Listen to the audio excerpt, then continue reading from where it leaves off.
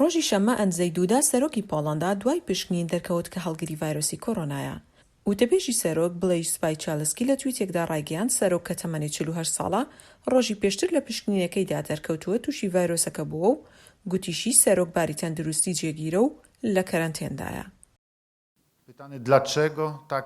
ڕۆژنامەنووسان کەمێک سەرسام بوون سەبارەت بە گەشتەکەم بۆ ئیتالیا و ڤاتیکان و پرسیاریان لێکردم بۆچی. وەڵامم دایەوە چونکە ئیتالیا هێمای تێکۆشانە لە دژی ڤایرۆسی کۆرۆنا لە سەروی ئەوەیشەوە تێکۆشانێکی کاریگەرە ئەوەندەی کە پەیوەندی بە ڤاتیکانەوە هەیە. هەروەها گۆڕی جۆن پاوڵی دووهەمی لێیە.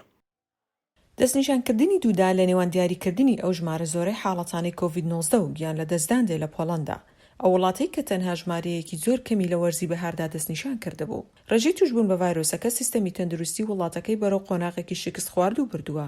پزیشکەکان دەڵێن ئێستا نەخۆشەکان نەک تەنها بەهۆی ڤایرۆسەکەوە بەڵکو بە نەخۆشیەکانی تریش گیان لەدەست دەدەن، چونکە ناتوانرێت لە بەڕێژەی زۆری نەخۆش چارەسەری پێویستیان بۆ بکرێت. Happy birthday, Mr. President. Happy birthday to you.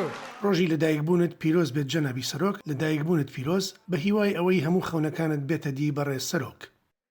حکوومەت ئامادەکاری دەکات بۆ کردنەوەی نەخۆشخانەی مەیدانی، بەڵام دڵنیا نییە لەکوێ و پزیشک و پەرستارانەی دەست دەکەوێت بۆ ستافی نەخۆشخانەکە.